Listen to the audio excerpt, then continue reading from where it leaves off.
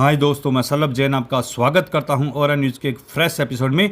चीन की अब खैर नहीं, एलएसी के लिए भारत सेना बनाएगी एक नई डिवीज़न, परमानेंट पूर्वी लद्दाख में रहेगी तैनात। भारतीय सेना संवेदनशील पूर्वी लद्दाख क्षेत्र में स्थायी रूप से तैनात करने के लिए एक डिवीज़न लेवल परफॉर्मेंस बनाने की प्रक्रिया में है। इसे एक बड़ा कदम रीऑर्बिट कदम बताते हुए सूत्रों ने कहा है कि परफॉर्मेंस को बेहतर डिवीज़न कहा जाएगा। ऑर्बिट का मतलब है ऑर्डर ऑफ बैटल और रीऑर्बिट का मतलब है मौजूदा सैनिकों का फिर से तैनात और तैनात करना। चीन के साथ सीमा पर लगातार बढ़ रहे तनाव के बीच एक बहुत बड़ी खबर सामने आई है। भारतीय सेना अब चीन का खतरे का सामना करने के लिए एक अलग डिवीजन बनाने की योजना पर काम कर रही है, जो खास तौर पर सिर्फ पूर्वी लद्दाख की सीमा पर ही तैनात रहेगी। चीन से आने वाले खतरे का सफाया करेगी।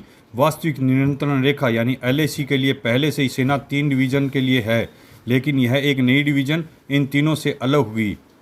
भारतीय सेना संवेदनशील पूर्व लद्दाख क्षेत्र में स्थायी रूप से तैनात करने के लिए एक डिवीजन लेवल परफॉर्मेंस बनाने के लिए प्रक्रिया में है। इसे एक बड़ा रीऑर्बिट कदम बताते हुए सूत्रों ने कहा है कि इस परफॉर्मेंस को बेहतर डिवीजन कहा जाएगा। ऑर्बिट का मतलब है ऑर्डर ऑफ बैटल और रीऑर्बिट का मतलब है मौजूदा सैनिकों को फिर से ऑर्गेनाइज और स्थापित करना। सेना में एक डिवीजन में लगभग 10,000 से 15,000 लड़ाकू सैनिक और 8,000 स्पोर्ट्स एलिमेंट होते हैं, जिसकी कमान एक मेजर जनरल के पास होती है और यह 3 से 4 ब्रिगेड से बना होता है। एक ब्रिगेड में 3500 से 4,000 सैनिक होते हैं। कमांड के तौर पर ब्रिगेडियर होता है। हेडक्वार्टर बनाया जा रहा है। एक ब्रिगेड हेडक्वार्टर पहले से ही पूर्वी लद्दाख में तैनात है और काम करना शुरू कर दिया है। सूत्रों के मुताबिक परफॉर्मेंस के बड़े हिस्सों को देश के पश्चिमी हिस्सों से ट्रेंड किया जा रहा है, ताकि स्पेसिफिक टास्क के अनुसार पर्सनल इक्विपमेंट और ऑर्गेनाइजेशन का समन्वय किया जा सके। बेहतर डिवीजन की स्थायी रूप से लेह में 14 फायर और फ्यूरी कोर के अधीन रखा जाएगा, जिसे कारगिल युद्ध के बाद सितंबर 1999 में बनाया गया था। यह कोर दुनिया में कुछ ऐसे संवेदनशील सीमाओं और बैटलफील्ड को संभालता है।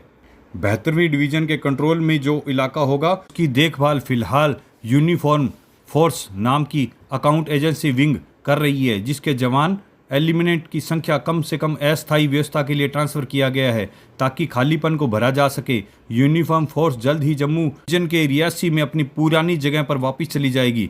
पूर्वी लद्दाख में एक परमानेंट डिवीजन बनाने के लिए सेना का फैसला बेहद अहम है, क्योंकि 832 किलोमीटर लंबी वास्तविक नियंत्रण रेखा एलएसी पर संवेदनशील बनी हुई है। इसके लिए लगातार सतर्कता और रणनीति तैयारी बेहद जरूरी है। मई 2020 में पेंगोंग झील के पास में फिंगर 4 पर चीन और भारतीय सैनिकों के बीच टकराव हुआ था।